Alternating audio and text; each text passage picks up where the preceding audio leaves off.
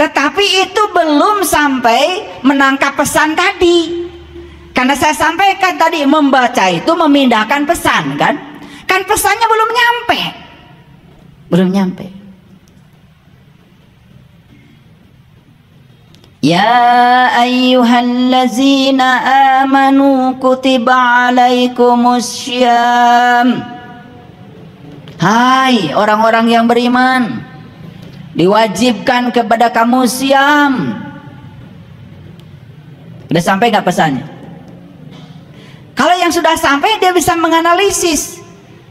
Hai orang yang beriman, berarti yang dihaikan orang beriman. Dia cari siapa orang beriman. Apakah saya beriman? Atau saya mengaku beriman?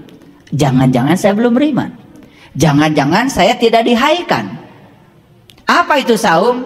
Cari referensinya. Apa itu saum? Apakah saum seperti yang dilaksanakan kebanyakan orang? Apakah itu saum? Kenapa saum disamakan dengan puasa? Cari referensinya. Oh, saum dari bahasa Arab, puasa dari bahasa Pali. Oh, maksud puasa begini, maksud saum begini. Apa irisannya? Sebelum melakukan, ketemu dulu ilmunya. Jadi saumnya itu hakul yakin. Bahkan saumnya sudah sampai pada tingkat isbatul yakin. Saya melaksanakan saum karena apa? Dari sisi kesehatan, saum melaparkan tubuh. Ketika tubuh lapar, sel lapar. Ketika sel lapar, maka sel-sel mati dalam tubuh akan dimakan oleh sel lapar. Masuklah yang disebut dengan autolisis. Tubuh menghasilkan protein yang namanya autopagisom, tubuh raksasa yang bisa menghapuskan semua sel-sel mati. Orang habis saum sebulan penuh, kalau makan malamnya teratur, pasti wajahnya bercahaya. Jadi saya ini sedang melihat kalian nih, ini saum udah mau berakhir nih. Jadi saya ingat tuh wajah kalian awal Ramadan yang saya perhatikan hari ini. Saum dari sisi sains seperti itu. Oh, saum dari sisi yang lain, dari sisi Al-Quran, dari sisi spiritual dibahas. Kalian melaksanakan saum itu keren, saumnya benar. Kenapa? Pesannya sudah sampai. Dari dulu itu aja.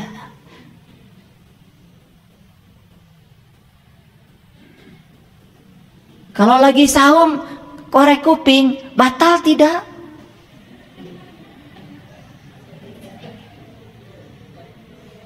Lagi ada lagi yang menjawabnya. Seperti dia itu. Kayak penentu saja. Bisa menentukan batal tidaknya. Lucu kan? Lagi berenang, kemudian nggak sengaja minum air, namanya juga nggak sengaja. Nggak usah ditanya hukumnya. Semua yang tidak sengaja tidak kena hukum. Ini yang nanya kacau, yang ditanya lebih kacau lagi. Lagian dijawab lagi, oh hukumnya gini-gini, kan dia penentu. Ya sudah, kalau kalian mau berenang, berenang aja. Keminum, namanya juga keminum, bukan minum. Kan yang tahu kalian sendiri. Saum itu antara kamu dengan aku, kata Allah. Gak usah tanya orang. Gitu aja ditanya. Kecuali ngalak-lak, ayo minum. Mau nanya lagi? Yang tahu kamu ya diri kamu. Gak usah tanya orang, gak usah. Gitu. Istri saya masak di dapur, tanya sama saya, ya boleh nggak ngicip supaya masakan enak untuk menyenangkan banyak orang? Saya bilang boleh, saya tanggung dosanya, biar saya nanggung dosanya. Niatnya ingin membahagiakan orang, kecuali nyicipnya 1 sendok, 2 sendok, 3 sendok. Lah itu urusan kamu dengan diri kamu sendiri. Tapi niatnya itu adalah nyicip untuk menyenangkan orang supaya tidak gagal masak. Menghadirkan banyak orang ke rumah, ternyata garam kurang, atau keasinan. Terus masalahnya apa? Kan tetap aja melaparkan tubuhnya jadi. Kenapa jadi dipersulit agama itu?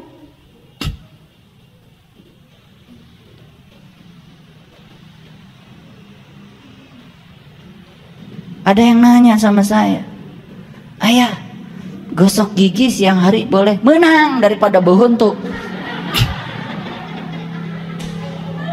Nah, begitu ditanyakan,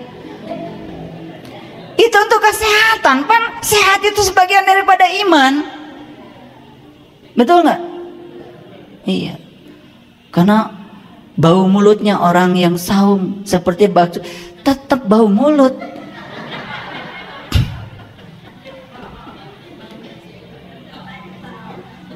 Maksud saya, jadi jangan dibuat rumit, karena sesungguhnya saum yang sebenarnya secara hakikat itu adalah lisoimi farhatani, farhatun inda iftarihi wa farhatun inda liqa'i rabbih. Ada dua kegembiraan bagi orang yang saum, satu ketika berbuka, yang kedua jumpa dengan Tuhan. Jadi saum itu harus berbuka. Buka apa? Buka apa yang menyebabkan kita dengan Tuhan? Buka mata kolbu. Makanya harus takjil. Takjil dari kata ajala, bersegeralah kamu takjil. Begitu dur bedug langsung awas bisa kapihelaan setan. Apaan setan kayak mana?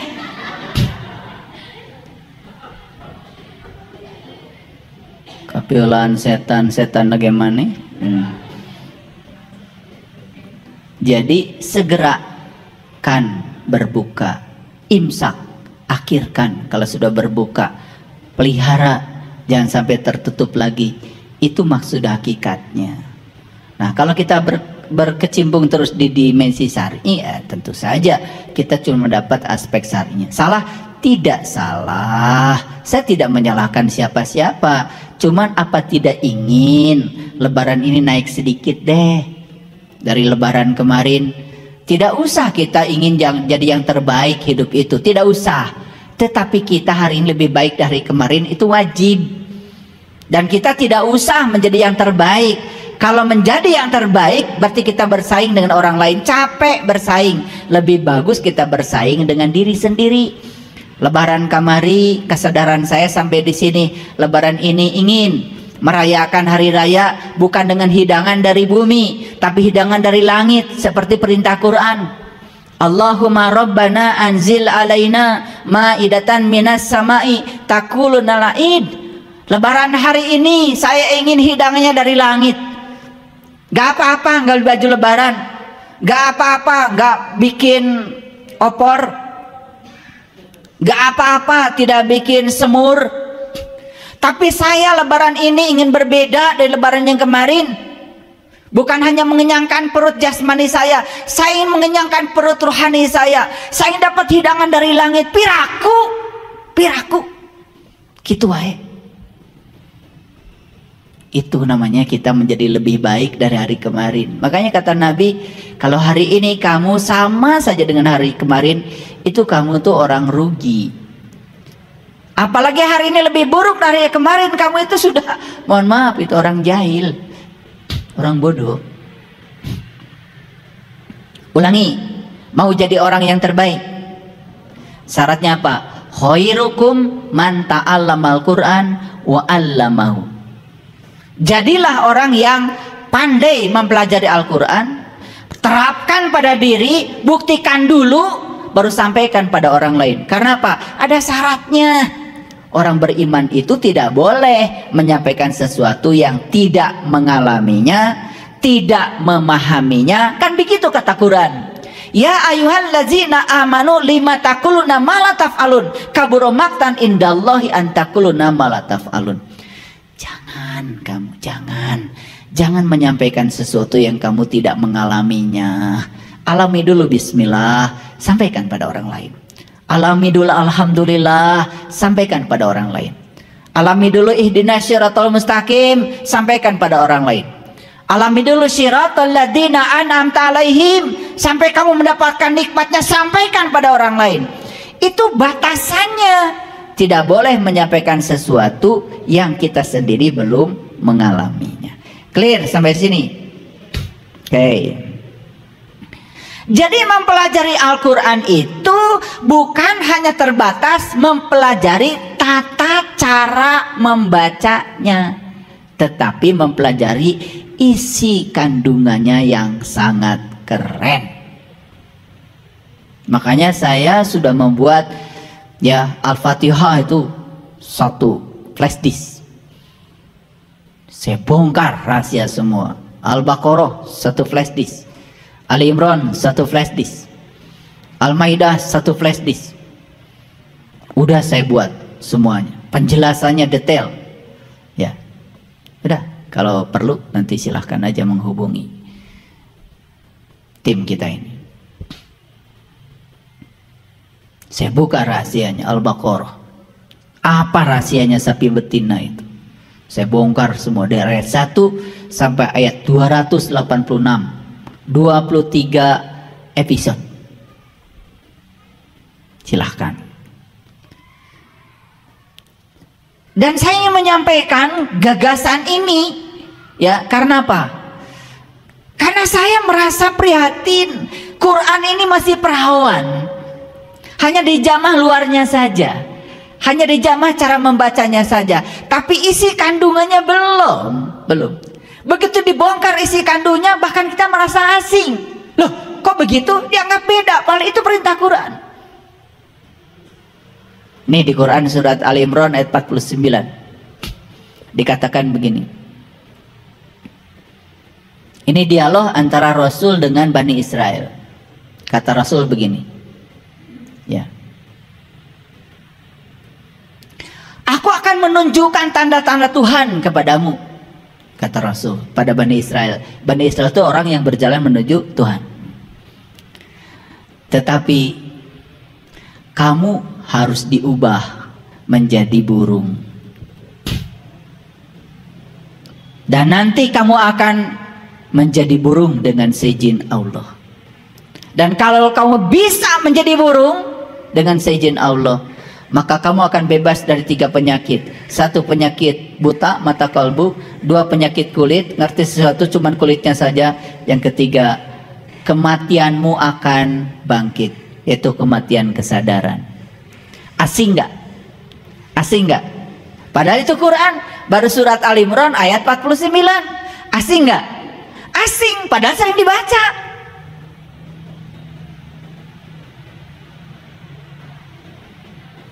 Kalau dibaca bahasa Arabnya,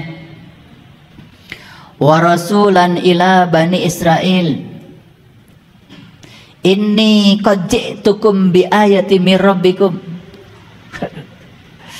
Saya kalau baca itu pengen nangis. Makanya Nabi Muhammad bertemu Tuhan Isra Mi'raj pakai buruk.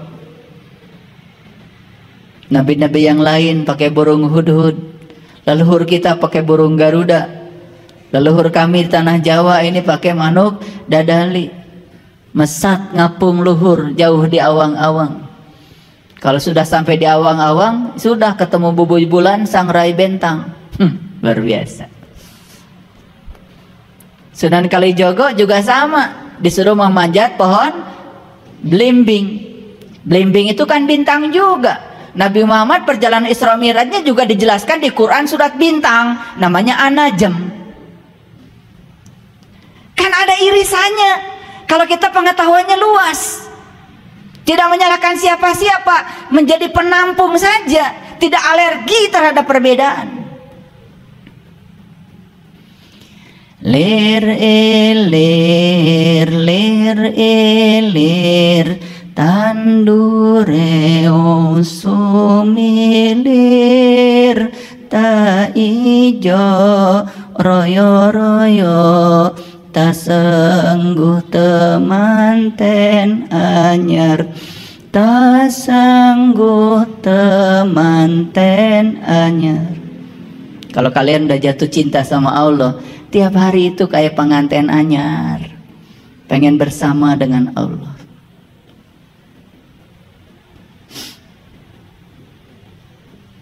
Aku mau tidur ingat kamu. Aku mau makan, ingat kamu. Bahkan saya sedang ceramah gini, gak bisa melupakan dia. Cuman kalau saya nangis nanti gak selesai ceramah. Bocah angon, penek no blimbing kui, lunyu penek no kanggo sebo mengko sore, kanggo sebo mengko sore, mumpung bulan padang rembulane, mumpung jembar kalangane, yo suraho sora iyo. Yuk bersuka cita, sorak. Mumpung kalian jembar kalangane, mumpung masih hidup, mumpung masih sehat, jagalah mudamu sebelum datang tuamu, jagalah sehatmu sebelum datang sakitmu, jagalah adamu sebelum tidak adamu, jagalah waktu luangmu sebelum ada waktu sempitmu. Maka Nabi bilang, jagalah yang 5 sebelum datang yang 5. Itu mumpung jembar kalangane, mumpung masih hidup, mumpung masih sehat. Yuk sekarang, yuk surahe surah iyo, bersorak penuh sukacita. Lagu itu keren banget. Memanjat pohon belimbing, bukan belimbing itu, panjat bintang di langit yang terdekat. Walaqad ra'ahu nazlatan ukhra inda sidratil muntaha indaha jannatul ma'wa id yaghsha sidrati ma yaghsha. Oke. Kita sekarang hidup di abad 21. Ciri manusia abad 21 itu menurut UNESCO. Nih saya ambil referensi UNESCO. 1. Berpikir kritis. 2. Berpikir kreatif. 3. Berpikir kolaboratif. Yang keempat, berpikir komunikatif. Dan yang kelima, ditambahkan oleh orang Indonesia, compassion, penuh cinta kasih. Dari UNESCO-nya cuma 4. Ini badan dunia sampai merumuskan ciri manusia abad 21. Berpikir kritis, berpikir kreatif, berpikir kolaboratif, berpikir komunikatif. Lihat saya semuanya. Berpikir kritis artinya kita tidak mau menerima sesuatu tanpa argumen. Saya cerita tuh dengan anaknya Kang Firman. Masih baru TKA. Dia tanya sama guru agamanya, mengapa harus puasa? Guru agamanya menjelaskan pahalanya ini. Bayangkan, gak masuk di nalarnya. Sampai dia gak mau lagi ketemu dengan guru agamanya. Kemudian dijawab sama ayahnya, ayah, kenapa ayah puasa? Nah, perut kita ini tiap hari makan capek. Makanya dengan puasa perutnya istirahat. Dia pun mau puasa. Bayangkan anak kecil sudah diajarkan pahala, ini, surga, neraka, gak ngerti. Salah menyampaikan pesannya, anak itu menjadi antipati. Jadi jangan heran kalau sekarang pertumbuhan orang yang ateis semakin banyak. Bahkan itu terjadi di Jazirah Arab. Saya pernah share ya di grup ya artikelnya, bagaimana pertumbuhan orang yang ateis semakin banyak, bahkan terjadi di Jazirah Arab. Kenapa? Orang menjadi a priori terhadap agama. Kenapa? Agama jadi doktrin, tidak menarik bagi anak muda karena tidak dijelaskan. Coba jelaskan, kenapa mesti wudhu? Kenapa mesti sholat? Jelaskan sesuai dengan pikirannya mereka. Mau? Bahkan banyak sekali anak-anak muda yang belajar dengan saya. Kemarin waktu sharing sholat khusyuk, ayah, sekarang itu saya merasa rindu untuk sholat. Karena dia merasakan nikmatnya sholat, dan dia mengerti tujuan sholat. Kan kalau anak kita dibawa ke restoran yang enak, pasti rindu dong, minta lagi. Kalau ada rasa kan. Sekarang kita paksa anak kita harus sholat, harus sholat, harus sholat, tenggelam sirahna. Mungkin sholat di depan ibu bapaknya, tetapi dia tidak sholat di belakang itu. Karena kita pun tidak pernah mengajarkan rasanya sholat. Paham maksud saya? Kita perlu merubah pola pendidikan agama supaya agama ini menarik bagi anak-anak. Ini contoh yang sederhana tadi. Ketika guru agama menjawab pahala, pahali dan lain sebagainya, dia tidak mau lagi belajar, gak ngerti, tidak bisa ditangkap oleh otaknya. Tapi dijawab dengan sederhana, nah puasa itu karena lambung kita terus makan, dia capek. Dan kalau kita puasa, dia istirahat, masuk di otaknya. Bahkan bilang, kalau begitu besok saya mau puasa. Puasa karena kesadaran. Gitu nggak kalau menjawab sama anak-anak? Ya, sama seperti kalian kalau itu nggak boleh, pakai tangan kiri, pakai tangan kanan. Anak akan tanya, apa salahnya tangan kiri? Kalau kalian tidak bisa menjelaskan, jangan berharap kalau doktrin itu akan diikuti oleh anak-anak. Anak sekarang itu kritis, karena sekarang anak kita hidup di abad 21. Ulangi, ciri manusia abad 21 berpikir kritis. Segala sesuatu argumentatif, harus ada argumennya. Berarti kita harus pintar. Yang kedua, berpikir kreatif. Kreatif itu out of the box. Kan disebut kreatif tuh gini. Sampah bagi kebanyakan orang ya sampah. Bagi orang yang kreatif, dia menjadi kerajinan, itu namanya kreatif. Kreatif itu out of the box. Bogol pisang bagi kebanyakan orang dibuang. Di Cimahi bogol pisang jadi gepuk. Itu namanya kreatif, out of the box. Ini ciri manusia abad 21. Gitu nggak kalian? Gitu nggak kalian? Kalau gitu kalian manusia abad berapa? Jawab. Kritis enggak. Orang gitu ngikut aja. Kreatif apalagi. Nah, berpikir kolaboratif. Kolaboratif itu artinya bekerja sama sekarang itu. Karena kita sudah terhubung. Contoh. Dulu betapa susahnya ketika kita ingin makan cepat. Dan sekarang kolaboratif. Apa?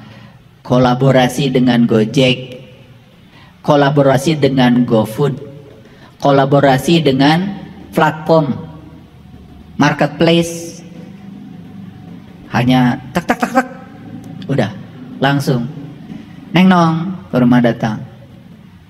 Ini pesanan ibu, tuh kolaboratif. Dan yang keempat, komunikatif.